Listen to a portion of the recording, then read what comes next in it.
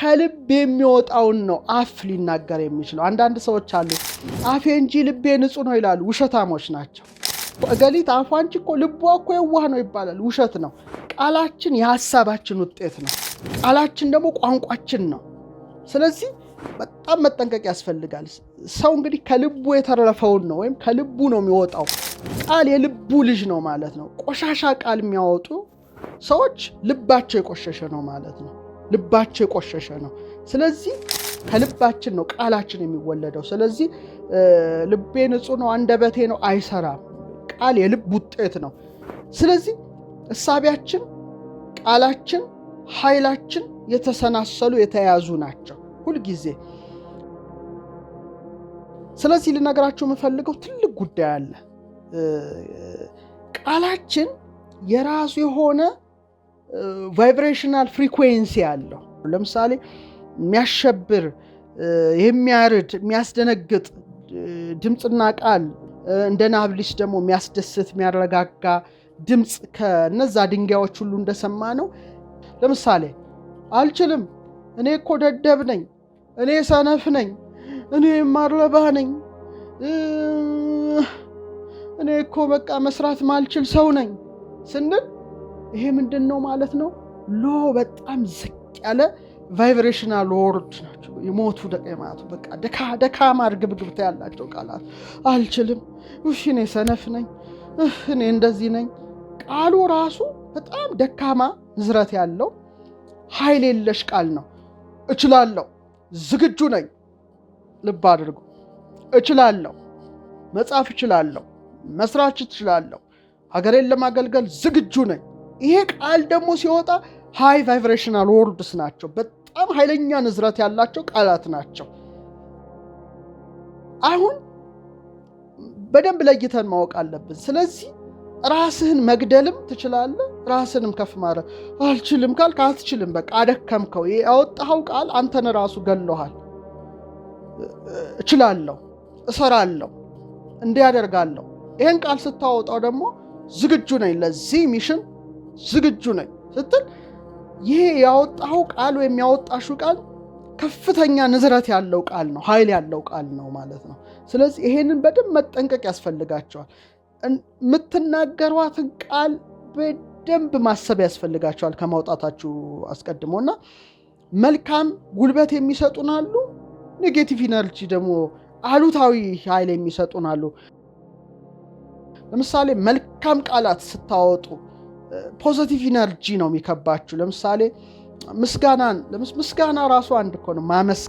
ማመስገን በመከራ ውስጥ ሆኖ ማመስገን መቻል እንደ ኢዮብ ማለት ነው። እና መልካም ቃላትን ስታለማምዱ፣ መልካም ቃላትን ስትደጋግሙ በጣም የሆኑ ከፍተኛ የሆኑ ኃይል ያላቸው ቃላት በቃ ኃይል ያላቸውን ሰዎች ወደ እናንተ ያቀርባል ማለት ነው። ኃይል ያላቸውን ሰዎች፣ መልካም ሰዎች፣ መልካም ንግግር በተናገራችሁ ቁጥር ወደ እናንተ የሚመጡ ሰዎች መልካም ሰዎች ናቸው ማለት ነው። መልካም ውጤትን፣ መልካም ጤንነትን ታገኛላችሁ። ሁሌ የምናወጣው ቃል መድኃኒትም ነው፣ የምናወጣውም ቃል ገዳይ ነው። በኋላ ላይ እመጣበታለሁ። በጣም ደካማ የሆነ ኃይል ያለው ቃል ደግሞ በተቃራኒ በሽተኛ ነው የሚያደርገው፣ ሰውን ለበሽታ ያጋልጣል። እኔ አልችልም፣ እኔ ደክሜያለሁ ምናምን ስትሉ ራሱ ድካም ነው የሚለቅባችሁ። ስደክም ኃይለኛ ነኝ፣ ብርቱ ነኝ፣ ግን በድካሜ ውስጥ ብርታት አለ ስትሉ ደግሞ ብድግ የሚል የራሱ የሆነ ምን አለው ማለት ነው፣ ኢነርጂ አለው። ራሱን የቻለ አንድ እርግብግብታ ይፈጥራል፣ የኃይል እርግብግብታ።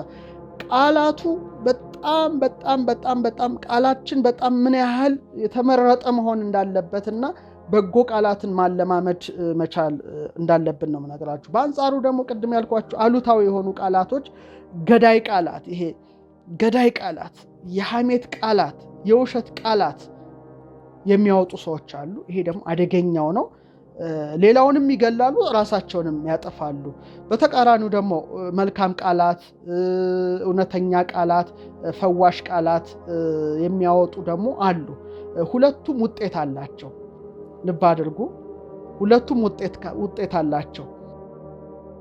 አሁን በጣም የሰሎሞን የጠቢቡ ቃል ይገርመኛልና ክፉን ቃል መናገርም ክፉን ቃል መስማትም እንደ ሰይፍ ይቆርጣል፣ ሰባብሮ ይጥላል። በቃ በሽተኛ ነው የሚያደርገው። ክፉን ቃል መናገርም ሆነ መስማትም ደግሞ መልካም ቃል ማውጣት፣ መናገር፣ መስማት ደግሞ ይፈውሳል፣ ጤና ይሰጣል። በጣም ይገርመኛል። ምሳሌን ሳነም ምሳሌ 12:18 ላይ እንደሚዋጋ ሰይፍ የሚለፈልፍ ሰው አለ ይላልና ምላሱ ራሱ እንደ ሰይፍ የሚቆራረጥ ነው ማለት ነው። የጠቢባን ምላስ ግን ጤና ነው ይላል። አያችሁ? ስለዚህ የጠቢባንን ምላስ ስሙ፣ ጤንነት ታገኛላችሁ። በጣም እንደ ሰይፍ የሚለፈልፉ የሚቆራርጡ ሰዎችን ማድመጥ ከጀመራችሁ አትጠራጠሩ፣ ከጥቂት ጊዜ በኋላ ራሳችሁ በሽታ ውስጥና ወይም በሽተኛ ሆናችሁ ነው የምትቀሩት። ይሄ ለራሳችሁ ስትሉ ነው የምታደርጉት። እንደውም ምሳሌ 15:4 ላይ ጠቢቡ ሰሎሞን ጥበብ የተሰጠው ሰሎሞን ምን ይላል? ፈዋሽ ምላስ የሕይወት ዛፍ ነው ይላል። በቃ የሚፈውስ ምላስ አለ ማለት ነው። የሕይወት ዛፍ ነው። የጠማማ ምላስ ግን ነፍስን ይሰብራል ይላል። ልብ አድርጋችኋል? ፈዋሽ ምላስ የሕይወት ዛፍ ነው። የጠማማ ወይም ጠማማ ንግግርን የሚያደርግ ሰውን ስታደምጽ ግን ነፍስ ይሰበራል ይላል። ሰውነት ይሰበራል። ያለ ዕድሜ ታረጃለህ፣ ትሞታለህ፣ በሽተኛ ትሆናለህ፣ ትሆኛለሽ ማለት ነው። በአንጻሩ ግን ያማሩ ቃላትን፣ በጎ ቃላትን፣ ፈዋሽ ቃላትን ማውጣት ለራስም ጤንነት ነው፣ ለሌሎችም በረከት ነው። ይሄ ምን ይላል ሰሎሞን በተለይ 16ኛው ምዕራፍ 24 ቁጥር ላይ ያማረ ቃል የማር ወለላ ነው ይላል። ያማረ ቃል ለነፍስም ጣፋጭ ለአጥንትም ጤና ነው አለ። በቃ ለአጥንትም ጤና ነው። ስለዚህ ልጆቻቸውን ሲያጠፉ እንኳን ባካችሁ አትስደቧቸው፣ አትርገሟቸው። አጥንታቸው መስበር ማለት ነው። ካደጉ በኋላ በሽተኛ እንዲሆን ወይም በጣም መጥፎ ነገር ከርስ፣ እርግማን መጥፎ ነገር ነው እና ለነፍስ ጣፋጭ ለአጥንትም ጤና ነው አለ። መልካም ቃላት ሁሉ የምታደምጡ ከሆነ ጤነኞች ናችሁ ማለት ነው። በአንጻሩ ግን የጠማማ ምላስ ነፍስን ይሰብራል አለ። በጣም የተረገመ ቃል፣ የሐሜት ቃል፣ የስድብ ቃል ምሰሙ ከሆነ በሽተኞች ነው የምትሆኑት። ደግሞ ራሱን ችሎ መጥፎ ነገር አለ። ስለዚህ በተቻላችሁ አቅም ነግራችሁ መልካም ቃል አውጡ። ጠንካራ ቃል ማለት ኢነርጂ ያለው ቃል አውጡ። የፍቅር ቃል አውጡ። ይሄ እንግዲህ የምንናገረው ነው የምንኖረው ማለት ነው። የምንናገረው ነው የምንኖረው። እንደውም ሰሎሞን ይቀጥላል። በጣም ይገርማል። በጣም ምሳሌውን ወደዋለሁ። በተቻለኛ አቅም እንደ ምሳሌው ለመኖርም ሙከራ አደርጋለሁ። ምሳሌ 18:20 ምን ይላል? የሰው ሆድ ካፉ ፍሬ ይሞላል አለ። በቃ ከንፈሩም ከሚያፈራው ይጠግባል። ሞትና ሕይወት በምላስ እጅ ናት። ከንፈሩም ከሚያፈራው ይጠግባል። ብልጽግናም ድህነትም እዚች ውስጥ ናት። ቃላት ይኸውላችሁ፣ ለዚህ ነው እኮ ሞትም ሕይወትም በምላስ እጅ ናት አለ። ሞትንም ሕይወት ወሞት ውስተ እደ ልሳን ይላል። ሞትን መጥራት ትችላለህ በምላስ፣ ሕይወትን በምላስ መጥራት ትችላለህ። ሁለቱም ምርጫ ነው፣ ያንተ ምርጫ ነው። ፖዚቲቭ ወርድስ ተጠቅመህ ፍሬውን መብላት ትችላለህ። ኔጌቲቭ ወርድስ አሉታዊ ጎኑን ማምጣት ትችላለህ። አሁን የምንናገረው ቃል አዎንታዊ ወይም አሉታዊ ኃይል አላቸው። አሁን ኢነርጂ ነው እያወራን ያለ ነው ተመልካቾቻችን። ቀላል ነገር አይደለም። እንደምታስቡት አይደለም። ቃል እንደምታስቡት ተራ ነገር አይደለም። እየነገርኳችሁ ነው። በጣም ከባድ ነው። በአካባቢ በራሳችን መጀመሪያ፣ ከዛ በምንኖረው አካባቢ፣ ከዛም አልፎ ተርፎ በሀገር ደረጃ፣ በአህጉር ደረጃ፣ በዓለም ደረጃ ከፍተኛ የሆነ አሉታዊ ወይም አዎንታዊ ነገር ማምጣት የሚችል ነው። አሁን ሀገር በማረስ ብቻ በማረስ በመቆፈር ኢንዱስትሪዎችን በማቋቋም ትልልቅ ትምህርት ቤቶችን በመክፈት ብቻ ልታድግ አትችልም። ይሄን በጣም አስመሩበት። የቃላትን ኃይል መጠቀም ያልቻለች ሀገር ብዙም ትርጉም የላትም። ቃላት ያነሳታል ሀገርን፣ ቃላት ይፈውሳታል ሀገርን። ቃል ደግሞ በአንጻሩ ሀገርን ያፈርሳል፣ ያደህያል፣ ባዶ ያስቀራል። አሁን ለምሳሌ ኢነርጂ አሁን ሰማይ ስማ ምድር አልምጪ፣ ሰማይ ዝናብ እንዳትሰጥ ተናበቡ ማለት ነው። አሁን ከነዚህ ቅዱሳን ሰዎች የወጣውን ቃል ኃይል ስላለው ዘጋ ሰማይን ማለት ነው። በእምነት ዘጋ። ሰማዩ ራሱ ዝናብ አላዘንብ አለ እንደማለት ነው።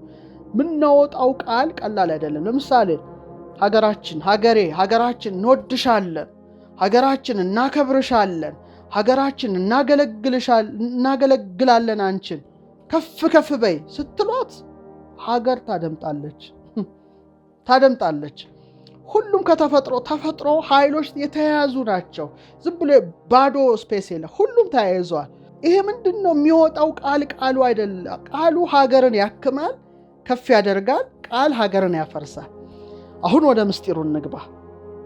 አሁን ይህን መርሃ ግብር የምታደምጡ ሁላችሁም ከዚህ በኋላ የምትናገሩትን ቃል ምን መሆን እንዳለበት እንደምትረዱ ሙሉ እምነት አለኝ። እንደ ሀገር እናስብ። መጥፎ ቃላት፣ የሐሰት ቃላት፣ የስድብና የሐሜት ቃላት፣ ገዳይ ቃላት፣ የሽንገላ ቃላት፣ የሚሰብሩ ቃላት፣ ክፉ ቃላት፣ የሞት ቃላት፣ የርግማን ቃላት፣ አቁሳይ ቃላት፣ የጥላቻ ቃላት የሚያወጣ ማህበረሰብ ከበዛ በጣም ኔጌቲቭ ኢነርጂ ነው እየወጣ ያለው ከዛ ማህበረሰብ። አፉ ግማሹ የሐሜት ቃል፣ ግማሹ የስድብ ቃል፣ ግማሹ የሽንገላ ቃል፣ ግማሹ አቁሳይ ቃል፣ ግማሹ የጥላቻ ቃል ሲያወጣ አየሩ ሁሉ በምን ይሞላል? በኔጌቲቭ ኢነርጂ ይሞላል። ቃል ኃይል አለዋ። ቅድም እንዳየነው ጠቢቡ ሰሎሞንም እንዳለው በዚህ ቃል ምክንያት ሀገር ትደህያለች። በቃ ሀገር ትቆስላለች፣ ሀገር ትደማለች፣ ሀገር ትወድቃለች። እነዚህ አይነት ኔጌቲቭ ቃላት የሚያወጡ ህዝቦች ሲመጡ ሞት አለ። ምክንያቱም ሰው ህይወትና ሞት አንደበተ ነው አይደል ያለው? በቃ ሞት አለ፣ ስቃይ አለ፣ ሐዘን አለ፣ እንባ አለ፣ ሰቆቃ ሁሌ አለ። ምክንያቱም እነዚያ ሰዎች ሁሉ የሚያወጡት ቃል ኔጌቲቭ ቃል ነው ማለት ነው። እና አቁሳይ ቃል፣ የርግማን ቃል፣ መጥፎ ቃል፣ ስድብ ቃል፣ ሐሜት ቃል፣ ገዳይ ቃል፣ የሽንገላ ቃል፣ የሚሰብር ቃል፣ ክፉ ቃል፣ የሞት ቃል፣ የሰቆቃ ቃል፣ የርግማን ቃል፣ አቁሳይ ቃል፣ የጥላቻ ቃላት ሁሌ ነው የሚያወጡት። ያ እንግዲህ ይሰባሰብና ሀገርን ሲያስለቅስ ሞት፣ ስቃይ፣ ሐዘን፣ እንባው፣ ሰቆቃው፣ እንግልቱን ያመጣል።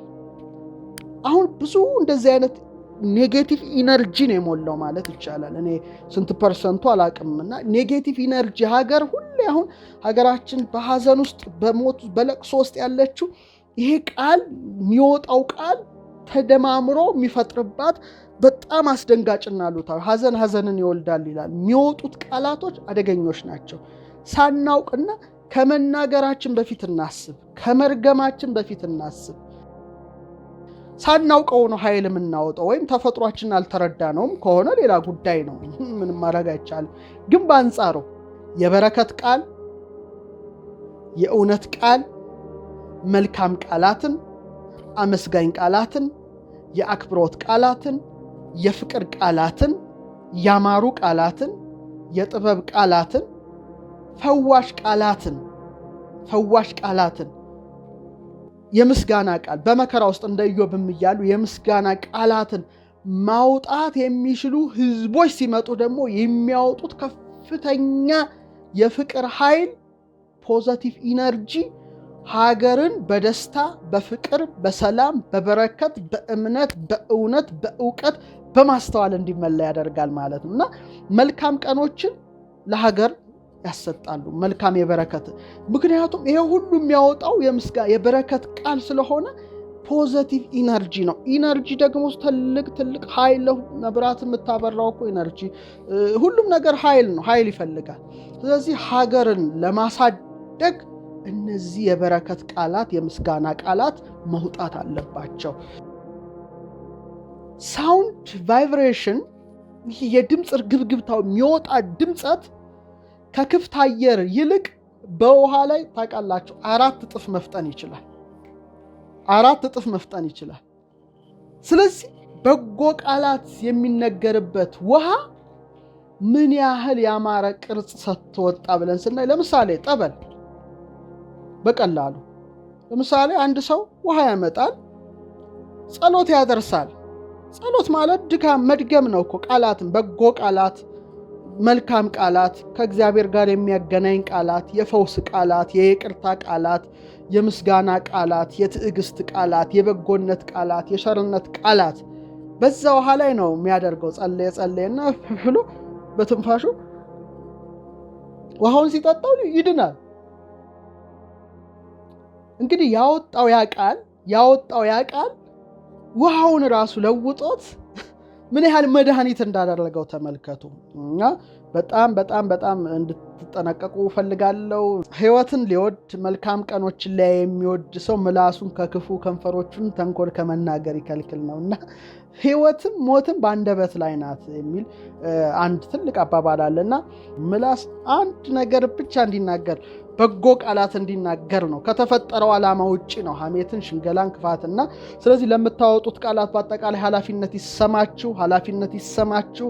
በቃላችሁ ለሚመጣው ማንኛውም ነገር ሽልማት ወይም ቅጣት ከአምላክ ዘንድ እናገኛለን። በየትኛውም ቤተ እምነት እንሆን አላቅም። ምሳሌ በክርስትናው ደንቆሮ ብሎ ሰውን መሳደብ የገሃነመ እሳት ፍርድ ያስቀስታል። ስንት አንዳንድ ባለጌዎች አሉ ደንቆሮ ብለው የሚሳደቡ ሰምታችሁ አታውቁም? እንዴት ይዘገንናል! ራሱ ካፋቸው እንዴት ይወጣል! በጣም ይዘገንኑ ቃላቶች የገሃነመ እሳት ፍርድ ጭምር ያስከፍታሉና ስለዚህ ቃላችን ሰውን ሊገል ይችላል፣ ሊያስጨንቅ ይችላል፣ ሊያስለቅስ ይችላል፣ ሀገር ሊያጠፋ ይችላል፣ ተስፋ ሊያስቆርጥ ይችላል።